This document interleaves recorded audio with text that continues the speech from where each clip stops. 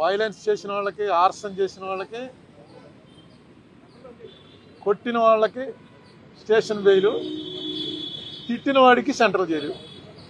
ఇది ఒక కొత్త పద్ధతి మారింది. అసలు తిట్టడం అనే దాని మీద కేసు పెట్టచ్చు, విచారణ జరపచ్చు, కానీ సెంట్రల్ జైల్లో వేయటం అనేది 30 చోట్ల నుంచి కంప్లైంట్లు పెట్టడం ఒక కొత్త వరవడికి శ్రీకారం చుట్టారు చంద్రబాబు నాయుడు గారి ప్రభుత్వం. ఇది ఎట్టుపోతుందో చూడాలి. ఇది మాత్రం ఆరోగ్యకరమైనది కాదు, చాలా టూ మచ్గా వ్యవహరించారు. అందులో ఏం అనుమానాలు లేవు. మిగతావన్నీ నేను మళ్ళీ ప్రెస్ మీట్ పెడతాను, ప్రెస్ మీట్లో చెప్తాను.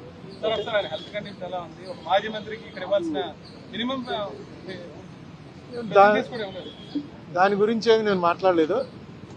ఆ లోపల కూడా మాట్లాడడం ఫోన్లోనే, అవతల ఆయన ఉంటాడు, అవతల ఉంటాడు, ఫోన్లో మాట్లాడుకోవటం. ఇంత పూర్వం నేను చాలాసార్లు సెంట్రల్ జైల్లో విజిటర్స్ని చూడడానికి వచ్చాను. నేను సెంట్రల్ జైల్లో రిమాండ్లో ఉన్నాను. కానీ ఈ కండిషన్స్ అన్నీ మారుతూ వచ్చాయి కదా. ఇప్పుడున్న దాంట్లో పెద్ద ఎక్కువగా మాట్లాడుకోవడానికి అవకాశం లేదు. ఫోన్లోనే, అటే ఫోన్లో ఆయన మాట్లాడుతున్నాడు, ఇటే ఫోన్లో మనం మాట్లాడాలి. ఆయన ఏమేం కంప్లైంట్, నాతో అయితే ఏం కంప్లైంట్ చెప్పలేదు. బాగానే ఉన్నాడు, ఆరోగ్యంగా ఉన్నాడు, నవ్వుతూ హ్యాపీగా ఉన్నాడు ప్రతిదీ. ఎందుకంటే అతను కూడా లాయర్ కదా, అతనికి తెలుసు ఈ కేసు పస ఎంత ఉందో. ఈ కేసు వల్ల వాళ్ళ పార్టీకి, అతనికి వ్యక్తిగతంగా కూడా చాలా బెనిఫిట్ జరిగిందని అనుకుంటున్నాను నేను. ఎందుకంటే కక్ష సాధింపు ధోరణితోటి చేసినటువంటి ప్రయత్నం అని క్లియర్గా అర్థమైపోతుంది. కనీసం అక్కడ ఇంటి మీద దాడి చేస్తుంటే 6 గంటల సేపు మనం అందరం చూసాం కదా. వాళ్ళని కనీసం ఏ మేజిస్ట్రేట్ ముందో ఆధారపరిచి చిన్న డ్రామా అన్నా చేయవలసింది. స్టేషన్ బెయిల్ ఇచ్చి పంపించారు ఆర్సన్ కేసులో. ఆర్సన్ కేసు అంటే ఇంటి మీదకి మంటలు వచ్చేలాగా పెట్రోల్ బాంబులు విసిరితే దాంట్లో స్టేషన్ బెయిల్ నేను ఎప్పుడు వినలేదు. అలాగే తిట్టాడన్న కేసులో తీసుకొచ్చి అప్పుడే 2 వారాలు అయిపోయినట్టుంది, తీసుకొచ్చి సెంట్రల్ జైల్లో పెట్టడం ఇది టూ మచ్ అనమాట. ఇది ఫస్ట్ ఆఫ్ ఇట్స్ కైండ్ అనుకుంటున్నాను. ఏదైనా చూద్దాం ఇది ఎటు దారి తీస్తుందో. ఓకే. రాజమండ్రి సెంట్రల్ జైల్లో మన మాజీ మంత్రివర్యులు, వైఎస్ఆర్ పార్టీ సీనియర్ నాయకులు అంబటి రాంబాబు గారిని పరామర్శించాం. ఆయన అయితే బయట ఎలాగా హుషారుగా ఉంటారో, ప్రశాంతంగా ఉంటారో, లోపల కూడా అలాగే ఉన్నారు. ఎందుకంటే తప్పు చేయలేదు కాబట్టి ఆయనకి అంత ఆత్మన్యూనతా భావం, ఇన్ఫీరియారిటీగా ఏం లేరు ఆయన. ఇప్పుడే పెద్దలు ఉండవల్లి అరుణ్ కుమార్ గారు చెప్పినట్టుగా ఆయన మీద, ఇంటి మీద దాడి చేసి, ఇల్లు తగలబెట్టి, కారులు తగలబెట్టి, వేలాది మంది వీరంగం చేసి అల్లర్లు సృష్టించిన వాళ్ళ మీదేమో కేసులు లేవు. ఆయన ఒక మాట అని మళ్ళీ నేను పశ్చాత్తాపడుతున్నాను అని అంటే ఆయన సెంట్రల్ జైల్లో బంధించారు. పైగా 36 కేసులు ఒకే ఇన్సిడెంట్ మీద నమోదు చేశారు. ఇవి కాకుండా వేరే వేరే కేసులు కూడా ఉన్నాయని చెప్తున్నారు. అంటే బహుశా ఇంత దుర్మార్గమైన పరిపాలన చంద్రబాబు నాయుడు గారు చేయగలుగుతాడని మేమే కాదు, తెలుగుదేశం పార్టీ నాయకులు చాలామంది కూడా ఊహించి ఉండరు. అంటే ఏం ఆశించి ఇది చేస్తున్నారో కూడా వాళ్ళకే అర్థం కావట్లేదు. ఈ ప్రభుత్వం అన్ని విషయాల్లోని ఫెయిల్ అయిపోయి చివరికి ఆ ఫ్రస్ట్రేషన్లో కూరుకుపోయి ఇలాంటి సంఘటనల ద్వారా డైవర్షనల్ పాలిటిక్స్ చేయాలని ప్రయత్నం చేస్తున్నట్టుగా కనబడుతోంది. ఒక కాపు నాయకుడు, ఒక సీనియర్ నాయకుడు, సుమారు 40 సంవత్సరాల నుంచి రాజకీయాల్లో బాగా పరిణితి ఉన్నవాడు, గతంలో ఎప్పుడూ రాజకీయంగా తప్పులు చేసిన చరిత్ర లేనివాడు, అలాంటి అంబటి రాంబాబు గారిని తీసుకొచ్చి ఇవాళ రాజమండ్రి సెంట్రల్ జైల్లో పెట్టి ఏం సాధిద్దామని, ఎలాంటి మెసేజ్ ఇద్దాం అనుకుంటున్నారు మీరు? మాకు అర్థమవుతోంది. ఎందుకంటే ఈ రాష్ట్రంలో మీరు కొన్ని సామాజిక వర్గాల్ని టార్గెట్ చేయడం అనేది మీరు అధికారంలోకి వచ్చినప్పుడల్లా అది చాలా సహజం అయిపోయింది. ఇక్కడే ఇదే జైలుకి ఆపోజిట్లో ఉన్న ఆ రోజు జనరల్ హాస్పిటల్లో 2014-19 మధ్య ముద్రగడ పద్మనాభం గారిని కూడా అక్రమంగా నిర్బంధించారు, చాలా దారుణంగా హింసించారు. ఇవాళ మళ్ళీ ఆయన ఇంటి మీద దాడి చేసి, అంబటి రాంబాబు గారు ఇంటి మీద దాడి చేసి, ఆయన ఆ వీరంగం సృష్టించి, ఆయన ఆఫీస్ పగలగొట్టి, తగలబెట్టి, బాంబులేసి, పెట్రోల్ బాంబులేసి, పైగా ఏదో వైఎస్ఆర్ పార్టీ ఒక అరాచకమైన పార్టీలాగా మీరు ప్రచారం చేయాలని ప్రయత్నం చేస్తున్నారు. పైగా చంద్రబాబు నాయుడు గారు అంటారు బీజేపీ బాధ్యత తీసుకోండి, ఈ ప్రచారం బాధ్యత తీసుకోండి, ప్రజల్లో తీసుకెళ్ళండి అని. అంటే బీజేపీ భుజం మీద తుపాకి పెట్టి కాల్చాలని ప్రయత్నం.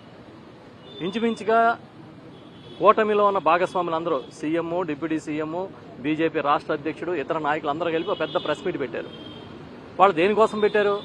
ఈ రాష్ట్ర సంక్షేమం కోసం, లేకపోతే ఈ రాష్ట్రంలో ఉన్న ఆర్థిక పరిస్థితి కోసమా, పోలవరం ప్రాజెక్టు కోసమా, లేదా అమరావతి అభివృద్ధి కోసమా, దేనికోసం పెట్టారు? వెంకటేశ్వర స్వామి కీర్తిని, ప్రతిష్టని దెబ్బతీసే కార్యక్రమం కోసం పెట్టారు. ఎందుకన్నా దుర్మార్గం ఏమైనా ఉంటుందా? అంటే రాసే పత్రికలు చూపించే ఛానల్స్ ఉన్నాయి కాబట్టి మీరు ఆడింది ఆట పాడింది పాటలాగా జరిగిపోతుంది అనుకుంటున్నారు. ఇప్పుడు రాంబాబు గారి మీద ఒక ఇన్సిడెంట్ మీద 36 కేసులు వేశారు. నేను నిన్న ఇవాళ మీడియాలో చూసా. ఒక కార్యకర్త అభిమానంగా మన గౌరవ మాజీ ముఖ్యమంత్రులు జగన్మోహన్ రెడ్డి గారి ఫోటోకి ఇలా రక్త తిలకం దిద్దాడంట, దాని వేలు కట్ చేసుకుని అతని మీద కేసు పెట్టారు. మొన్న తిరుపతిలో కోడిని కోసారని కేసు పెట్టారు. వెస్ట్ గోదావరిలో మేకను కోసారని కేసు పెట్టారు. ఇంకెక్కడో కేకును కోసారని కేసు పెట్టారు. అంటే మీరు అయిపోయింది, ఇంకా మీరు చెప్పుకోవడానికి ఏమీ లేదు, మీరు చెప్పలేని స్థితికి వచ్చారు. మీరు టోటల్ అడ్మినిస్ట్రేషన్లో ఫెయిల్ అయిపోయారు కాబట్టి ఈ లడ్డూని పట్టుకుని వేలాడుతున్నారు. తిరుపతి ప్రసాదం పేరుతో వెంకటేశ్వర స్వామి కీర్తిని దెబ్బతీయాలని ట్రై చేస్తున్నారు. అలా అంబటి రాంబాబు గారు ఏ తప్పు చేశారు? ఆ ఫ్లెక్స్ మీరు కట్టడం తప్పు కదా, అసలు అధికారులు దానికి ఎలా పర్మిషన్ ఇచ్చారు? ఆ విషయం అడిగితే తిరిగి పచ్చి బూతులు ఆయన తిట్టి, తెలుగుదేశం పార్టీ మహిళా నాయకులంట, అసలు మహిళలు అలాంటి భాష మాట్లాడతారని నేను ఎప్పుడూ వినలే. పచ్చి బూతులు మాట్లాడుతూ అంబటి రాంబాబు గారి మీద దాడికి వచ్చి స్వయంగా స్థానిక ఎమ్మెల్యే నేనే తీసుకొచ్చాను దాడులు చేస్తామని చెప్పి, ఆ స్థానికంగా ఉన్న ఎంపీ ఈ మధ్యకాలంలో రాజకీయాల్లోకి వచ్చి కేంద్ర మంత్రి అయిన మరొక ఆయనేమో సినిమా చూపిస్తామని చెప్పి, ఏం చూపిస్తారు మీరు సినిమా? ఇదే సినిమాలు చూపించాలంటే నిజంగా అనుకుంటే వైఎస్ఆర్ పార్టీ అధికారంలో ఉన్నప్పుడు మీరు చాలా సినిమాలు చూడాలి. ఎంతకాలం మీరు అనగదొక్కుంచుతారు? ఇవాటికి ఒక కొత్తగా పెన్షన్ ఇవ్వలేదు, ఒక రేషన్ కార్డు ఇవ్వలేదు, ఒక రోడ్డు వేయలేదు. మాట్లాడితే అబద్ధాలు. ఈ వాళ్ళకి ఏ హెడ్లైన్స్ వస్తాయని అంబటి రాంబాబు గారిని సెంట్రల్ జైల్లో పెట్టినంత మాత్రాన వైఎస్ఆర్ పార్టీ భయపడిపోతుందని, వైఎస్ఆర్ పార్టీ కార్యకర్తలు బెంబెలెత్తిపోతారని అనుకోకండి. ఆయనైతే చాలా ధైర్యంగా ఉన్నారు రాంబాబు గారు. ఆయన ఒకటే చెప్తున్నారు, తప్పు చేసి జైలుకి వస్తే బాధపడాలి కానీ నేనేం తప్పు చేశాను? ఆ రోజు మాట దొర్లింది, దానికోసం వెంటనే పశ్చాత్తాపం చెప్పాను. అయినా సరే ఇంటి మీద దాడి చేశారు, అది వాళ్ళ నైజం. దీంట్లో బాధపడడానికి ఏముందని తిరిగి మాకు చెప్తా ఉన్నారు. పెద్దలు ఉండవల్లి అరుణ్ కుమార్ గారికి మధ్యన కొంచెం జ్వరం వచ్చిందని చెప్పానంటే ఆయన వెళ్ళిన వెంటనే ఫస్ట్ ఈయన్ని పరామర్శిస్తున్నారు, మీకు ఎలా ఉందండి అని. అంత ధైర్యంగా ఉన్నాడు ఆయన. వాళ్ళు ఏ పరిస్థితి తెచ్చారంటే చంద్రబాబు నాయుడు గారు ప్రతిపక్షంలో ఉన్న సాధారణ కార్యకర్త నుంచి ఉన్నత స్థాయి నాయకుల వరకు మీరు జైలుకి వెళ్ళడానికి సిద్ధంగా ఉండండి అనే మెసేజ్ ఇస్తా ఉన్నాడు. దానికి ఈ పార్టీలో ఉన్న ప్రతి ఒక్కరు కూడా సిద్ధంగానే ఉన్నామనేది మేము గట్టిగా చెప్తున్నాం. ఇంకా మళ్ళీ చెప్తున్నాం, మీరు చేసే ప్రతి పనిని నిలదీస్తాం, ప్రతి తప్పుని ఎండగడతాం. మీరు చేసిన తప్పుకి వెంకటేశ్వర స్వామి వేసే శిక్షే చాలా పెద్ద శిక్ష. ఏదో ఒకరోజు మీకు కనువిప్పు కల్పించేటట్టుగా వస్తుందని అనుకుంటున్నాం. అప్పుడైనా మనసు మార్చుకోమని చెప్తున్నాం. ఎందుకు ఇది ఇంత దిగజారుడిగా ఎందుకు మాట్లాడతారు? ఇప్పటికైనా మీరు వెంకటేశ్వర స్వామి ప్రతిష్ఠను కాపాడే కార్యక్రమం చేయమని చెప్పి మేము గట్టిగా కోరుతూ ఉన్నాం. ఏమండి? అంటే చూశాను సార్, అలాగే సార్, చూశాను. పొడిగలపూడి శ్రీనివాస్ గారు అని ఆయన పెట్టిన ట్వీట్ పల్లె కన్నీరు పెడుతుంది అని పెట్టాడు ఆయన. పల్లె కాదు, పట్టణం కూడా కన్నీరు పెడుతుంది. ఈ రాష్ట్రం మొత్తమే కన్నీరు పెడుతుంది. ఎంత తప్పు జరిగిందా అని పల్లె, పట్టణం, వీధి, వాడ, ఢిల్లీ దగ్గర నుంచి గల్లీ దాకా ప్రతి ఒక్కళ్ళు మాట్లాడుకుంటారు ఇవాళ చంద్రబాబు నాయుడు గారు చేసే దారుణాలని. సొంత ఎమ్మెల్యే పల్లె కన్నీరు పెడుతుందని అంటే ఇంకా మీకు ఇంతకన్నా గొప్ప సర్టిఫికేట్ ఏం కావాలి? నిన్ననే మీరు మీటింగ్లు పెట్టుకుని ఏదో 175 నియోజకవర్గాలకి ర్యాంకింగ్లు ఇచ్చుకున్నారంట. ఎవడు ర్యాంక్ ఆడే ఇచ్చుకుంటాడా? ఎవడు డప్పు ఆడే కొట్టుకుంటాడా? ర్యాంకులు ఇవ్వాల్సింది ప్రజలు ఇవ్వాలి. సరైన టైంలో ప్రజలు ఇస్తారు ర్యాంకులు. అంతేగాని అంబటి రాంబాబు గారిని జైల్లో పెట్టాం, జోగి రమేష్ గారిని జైల్లో పెట్టాం, లేకపోతే మరొక నాయకుడిని జైలుకి పంపించాం అని రోజు మీరే ఆనందపడి ఇంకా రకరకాల కథనాలు రాసి, అలా సిగ్గున్నవాడు ఎవడైనా బాత్రూమ్ కెమికల్స్ కలిపేరు లడ్డూలు అంటారా? ఓ పని చేయండి, మీరు ఎవరో ఒకళ్ళు బాత్రూమ్ కెమికల్ లడ్డూలు కలుపుకుని తిని ధైర్యం చేయండి. మీ ఆరోగ్యం బాగుంటే మేము కూడా అర్థం చేసుకుంటాం. ఇదేం దరిద్రం? ఇంత దిగజారిపోవడం రాజకీయాల్లో మంచిది కాదనేది గట్టిగా చెప్తాం. సుబ్బారెడ్డి గారు ఏం చెప్పారు?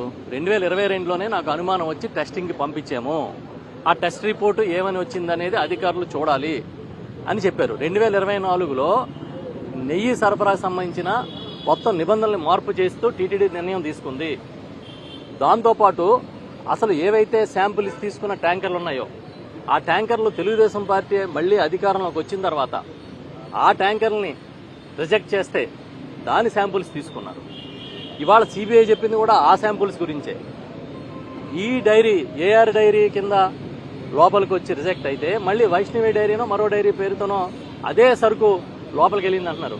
ఇది అప్పుడు చంద్రబాబు నాయుడే కదా సీఎం, అప్పుడు తెలుగుదేశం పార్టీ కూటమి ప్రభుత్వమే కదా అధికారంలో ఉంది.